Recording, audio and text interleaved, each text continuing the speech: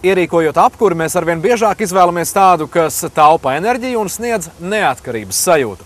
Nākamajā sižetā stāsts par to, kā gūt labumu no saules gaismas. Vēl vairāk cenšoties ietaupīt uz pieaugošo energoresursu rēķina, cilvēka prāts izdomā arvien jaunus risinājumus, kā to paveikt vislabāk. Iepriekšējos raidījumos stāstījām par vienīgo Latvijā siltumsūkņu ražojošo un zinātnieku izveidoto uzņēmumu Fonons. Strādājot pie jauniem projektiem, uzņēmums kopā ar partneri Saules kolektors LV radīs inovatīvu apkures veidu. Viens no jaunumiem, ko tagad piedāvā Latvijas tirgumu, ir alternatīvais apkures veids – solārā siltumsūkņu sistēma. Mēs esam ļoti priecīgi, jo mēs esam spējīgi līdz ar to īstenot arī kaut kādus jaunus projektus Latvijai.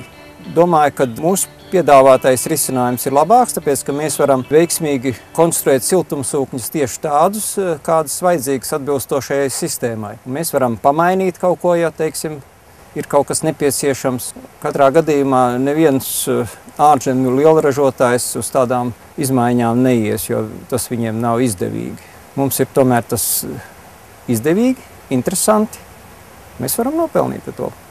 Savienojot inteliģentu siltumsūkņa saules kolektoru, mēs vienkārši iegūstam lētāku siltumenerģiju. Ļoti vienkārši mēs ietaupām naudiņu. Ja Fonons siltumsūknis palīdz transformēt zemes siltumu savākto enerģiju no saules, tad saules kolektori ir tehniskas iekārtas, kas absorbē saules starojumu un pārvērš to siltumā. Tas ir labs veids, kā būt neatkarīgam no energoresursu cenu svārstībām, kā arī veids, kas samazina oglekļa dioksīda izmešus, saudzējot apkārtējo vidi. Galvenais nosacījums, lai māja atrastos maksimāli saulainā vietā un uzstādītie saules kolektori pēc iespējas vairāk atrastos saules staru ceļā.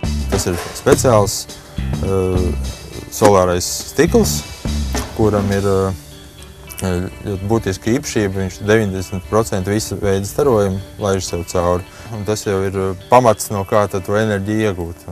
Otra ļoti būtiska īpašība stiklam ir trieciena izturība.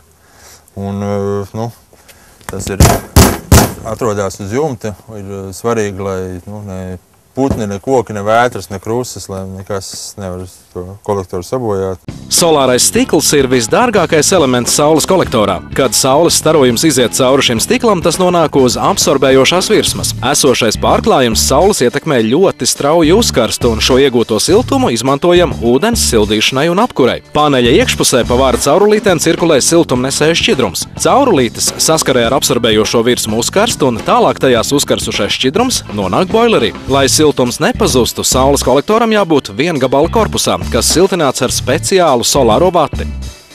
Mēs viņus samontējam un tad izsūknējam ārā gaisu. Tur panākam ritinājumu -1 atmosfēra, un tur, kur nav gaisa, tur nav mitruma. Līdz ar to nevar rasties kondensāts, nevar rasties mitrums, nevar nosēsties uz absorbējošās virsmas. Cik šeit ir tāds atdurītis, jo mums ir 2 kvadrātmetru vakums, ir 20 tonu atmosfēras spiediens. Iekārtu uzstādīšana noris pāris nedēļās. Sākumā tiek ierakta pazemes siltumu uztverošā caurule mājas tuvumā. To savienos ar siltumsūkni un pārējām iekārtām, ko uzstāda katla telpā. Savukārt saules kolektoru lauku parasti montē uz jumta vai citā saulainā vietā. Datorā mēs izveidojam tādu tā kā schēmu, kā tas izskatās. Saule, boilers, viss, kur tur kam jāiet. Pievienojam tādu ierīci, kas datora valodu pārtulko kontrolējumu saprotamā valodā. Mēs viņu pievienojam, nospiežam podziņu start, un tie dati ielādējās iekšā. Es varbūt izstāstīšu tādu piemēru. Vienkārši normāla situācija. Martā Zeme ir atdzesēta jau, vai februārī. Zemē ir, pieņemsim, kaut kā +3 grādi. Ja? Mums sāk spīdēt saulīti, mēs varam šo 300 litru tvertni uzsildīt, piemēram, līdz 25 grādiem. Un tad siltumsūknim, jo lielāka temperatūra ieejā, jo viņam mazāk elektrības vajag, lai viņš saražot nepieciešamo siltumu. Un tad mēs šo siltumu miksējam, mēģinam nevis dot 3 grādus, kas nāk no zemes siltumsūknī, bet dodam jau 7, 12, 15, kā izdodas. Un tad siltumsūknis strādā daudz lielāku liederības koeficientu. Un tā rodās tā ekonomija.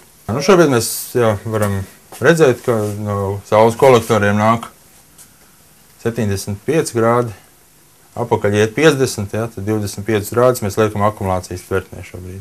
tā kā akumulācijas tvertne būs piesildīta, akumulācijas tvertne patiešo tiek lietot apkurei. Šobrīd ir septembris, saulains laiks, nakts būs augsta, pa dienu uzkrāto siltumu mēs lietosim apkurei. Tad, kad mēs viņu esam piesildījuši, tad mēs sildām jau šo tvertni. Un tad jau, kad ir iztukšota akumulācijas tvertne, atdzesēta, sāk strādāt siltumsūknis, tad viņš šo siltumu ņem no šīs tvertnes un no zemes, un tad atkal ļoti efektīvi saražot to siltumu.